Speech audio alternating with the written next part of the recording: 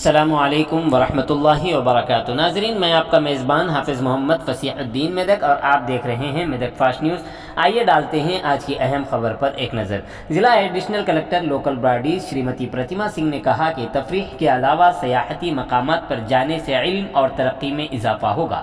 کلکٹریٹ DRDO کے پرجاوانی ہال میں آج عالمی یوم سیاحت کے موقع پر منعقدہ پروگرام میں گفتگو کرتے ہوئے انہوں نے کہا کہ سیاحتی علاقوں کا دورہ کرنے سے ہمیں ملک کی ثقافت اور تاریخ سے آگاہی حاصل ہوگی۔ انہوں نے کہا کہ سیاحت کے شعبے کی ترقی سے علاقے معاشی طور پر مضبوط ہوں گے، روزگار کے مستقل مواقع میسر آئیں گے اور لوگوں کی آمدنی میں بھی اضافہ ہوگا۔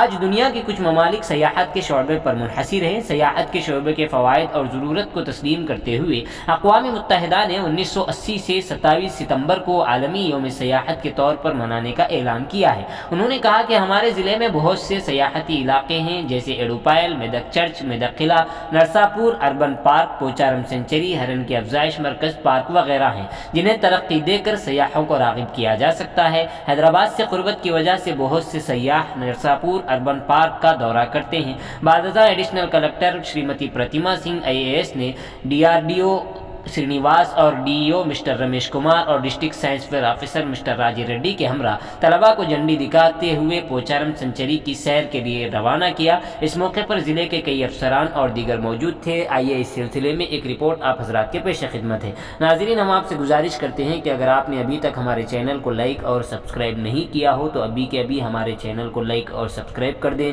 اور بیل آئیکن کے بٹن کو بھی دبا دیں تاکہ ہماری ہر نئی اپڈیٹ سب سے پہلے آپ تک پہنچ سکے۔ is more important to us.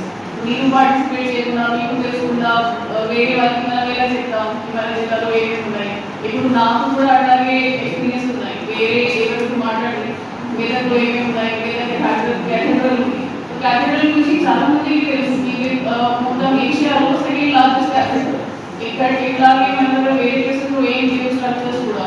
But ఇక్కడ ఎలా రావాలి, ఎలా వాళ్ళని విజిట్ చేయొచ్చు, ఏమున్నాయి ఫెసిలిటీ గార్డ్, క్రిస్మస్ టైంకి ఏమేమి ఫెసిలిటీస్ ఉన్నాయి, సౌకర్యాలు ఉన్నాయి, చాలా మందికి తెలియదు. అవి గురించి మనం ఏమైతే ప్రమోషనల్ యాక్టివిటీ కానీ మనకి కొద్దిగా అడ్వర్టైజ్మెంట్ కూడా మనం నెక్స్ట్ ఇయర్లో ఫోకస్ చేస్తాం. సెకండ్, రిగార్డింగ్ టూరిజం అంటే మనకి ఇది రెండు రకాల ఇన్ఫర్మేషన్ అవుతుంది, నాకు అనుభవం అవుతుంది, అది ప్లేస్లో ఏమేమి ఉన్నాయి. సెకండ్, అక్కడే ఉండే వాళ్ళకి కూడా కొద్దిగా ఆదాయం వస్తుంది. ఇప్పుడు చెప్పారు మనకి ప్రాఫిట్ వస్తుంది చాలా మందికి. 7 రూపాయల మనం జాతర చేసుకున్నాం. సో రెండు రకాలకి మనకి బెనిఫిట్ కోసం we need to work for.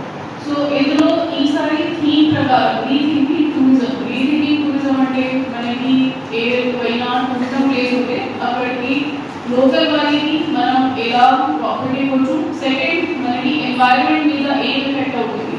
జనరల్గా మీరు కూడా చూస్తూనే ఉంటున్నారు, మనకి ఏదైనా టూరిస్ట్ ప్లేస్ పక్కనే షాప్స్ ఉన్నాయి. షాప్స్లో ఏమేమి ఐటమ్స్ ఉన్నాయి మనకి జనరల్గా ప్లాస్టిక్ ప్లేస్ అట్లాగే మనం వాడుకొని అక్కడికి పెట్టి మనం వెళ్తున్నాం.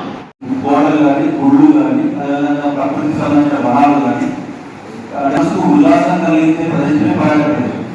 ఎంతసేపు జీవితంలో మనం రోజు మనం కష్టపడే వరం ఉండడానికి మనం వెళ్ళి వస్తాం అన్నమాట. ఎలా ఉన్నది ఆ ఎక్కడ ఉల్లాసం అంటే మనసుకు ఒక ఉల్లాసము, ప్రశాంతత అనేది ఇచ్చే ఒక గొప్ప స్థలం పర్యాటకం.